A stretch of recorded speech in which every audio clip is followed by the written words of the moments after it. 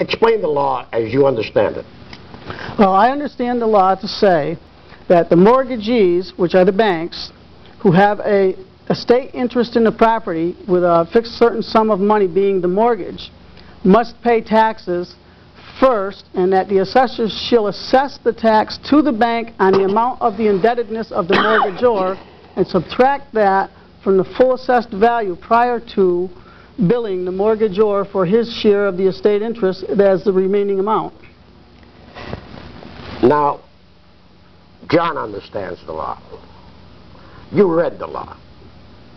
The assessors are supposed to understand the law, and the assessors are obligated to comply with the law, like we're obligated to comply with the law,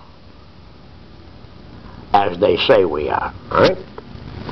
The assessors, let me read you the law. Let me read you the law so you understand it. And you'll read the good news. And the good news is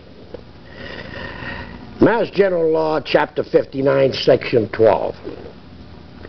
If any person has an interest in real estate not exempt from taxation under Section 5 as the holder of a duly recorded mortgage given to secure the payment of a fixed and certain sum of money, the amount of his interest as mortgagee shall, and the word is shall, be assessed as real estate in the town where the land lies.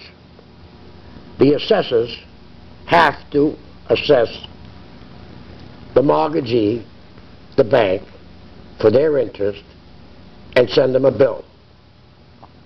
This may be shocking to you. Your trusted public servant, the assessor, mandated by the law of what to do, is sending you a bill to pay the tax of somebody else's estate interest and obligation, namely the banks. Now, what else does the law say? Now the law says, and the mortgagor shall be assessed only for the value of such mortgage, if such estate, of the mortgage, after deducting the assessed value of the estate interest of such mortgagee.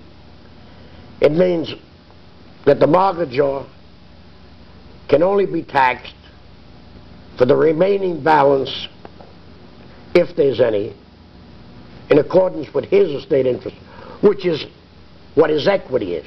His equity may be $3,000, and the property may be assessed for $75,000, and he may have a mortgage for $73,000. The bank has to pay the tax on the $73,000. Now, why are the assessors doing the banks a favor? And why aren't the assessors sending the bills the way the laws say and assessing and billing the banks? Well, the average tax bill may be, in this town, North Adams, $800, $900. All right? $800 or $900 a year. You take that $800 or $900 and you put it towards the mortgage, and you would have paid off your debt in 1/3 the time. If you put that money in the bank for the whole period of the mortgage, you would have been able to send your kid to college without borrowing money for college. Now, you would also be able to probably buy a car. And that also may apply to the excise tax on your automobile, because the privilege of registering a car you have to pay an excise tax on the value of the car. Well, the value of the car that you have may be financed. So that means the title owner, like the mortgagee is a title owner of interest in your property, would basically be responsible for their estate interest because they're the title holder of your car. That might be some more money that we got to look into for you. Now, notwithstanding the fact that if you haven't got the money when the assessor bills you to pay the taxes that you shouldn't be paying, they're also going to charge you 16% and threaten to foreclose on you and take you home under the color and authority of law, knowing that they violated the public trust and did something outside their duties and responsibilities, personally, for some political reason, against the public, against the homeowner. Now, this is a statewide movement. This doesn't only affect you. In Suffolk County, in Middlesex County, I'll be going there, and in Springfield, in Franklin County. Statewide, we're going to file a class action citizens suit, a citizen suit, to hold them accountable. The courts are uncomfortable. The attorneys are uncomfortable. John, tell them why the courts and the attorneys are uncomfortable, and why the politicians are uncomfortable, and why the assessors are uncomfortable, and why the corporative councils of the city and town are uncomfortable. Tell them why they're uncomfortable, John. Well, they're uncomfortable because they don't allow due process. What they've been doing is blocking access of any pro se litigant or misrepresenting the litigants with an attorney who's a part of the association, which is designed to block jury trials in the first instance. I've been dealing with the court for 7 years now, and I've had the judges make decisions against the rules, against the laws, and against the evidence. And this is something that they don't want nobody to know. They don't want anybody to understand that they're being ripped off or robbed for taxation of something that they don't even owe taxes on. John, there's not one assessor there. This is all over the state. Now, they're all violating the law. And the banks and the attorneys that are representing people whenever they go down for an abatement or when they pass papers on a house and sign that document, have stood by and let their clients get swindled.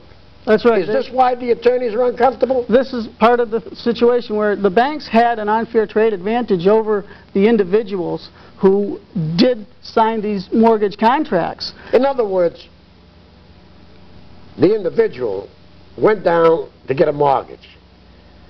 He hired an attorney to look for his best interest. And there he was confronted now, after putting a deposit down, after getting an appraisal and paying for it, after dreaming about this house, going in with an attorney to pass papers. And they tell him, sign here. Oh yeah, sign here, sign there. And they don't tell him. In that contract, what did the banks do? Well, the bank actually had them sign a part in the contract, in the middle somewhere, and it says that the mortgagor, the signer of the paper who's buying the property, would pay the taxes on the property. But they didn't tell them was that the taxes was actually their responsibility.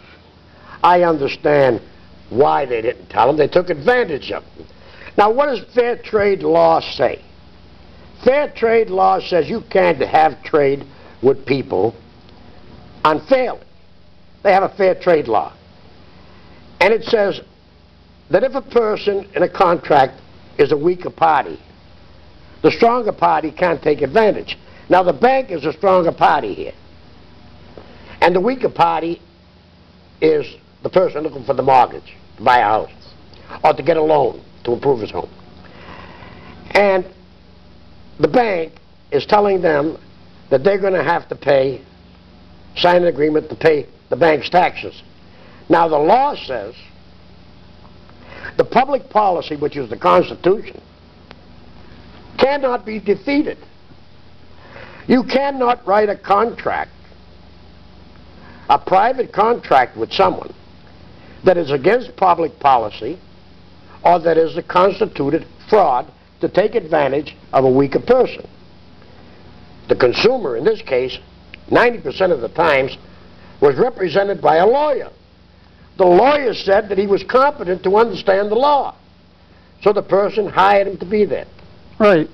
So now, what I'm trying to say, John, is that the banks knew what they were doing was unlawful.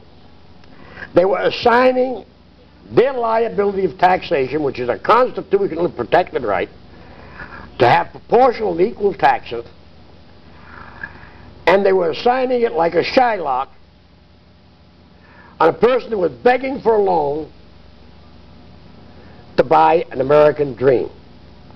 Correct? That's just about. And the assessors made it an American nightmare, all right? Sure they did. When they sent them the bill for the bank.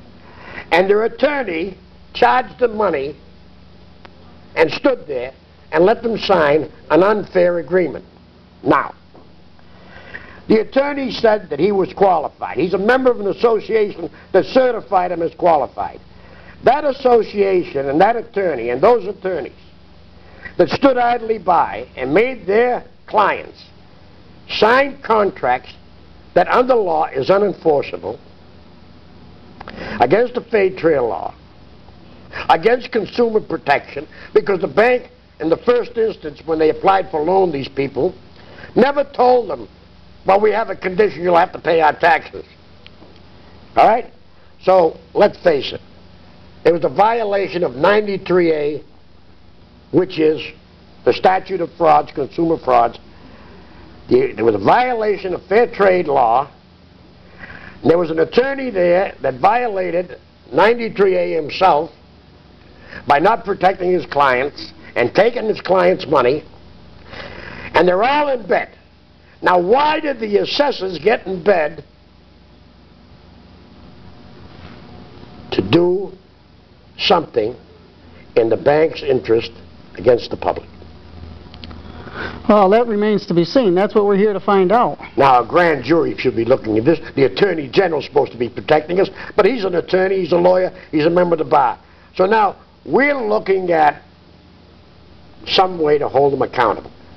A citizen suit, 10 citizens, wanting their money, wanting damages, wanting a jury trial, have to join us, and that's what we're here for,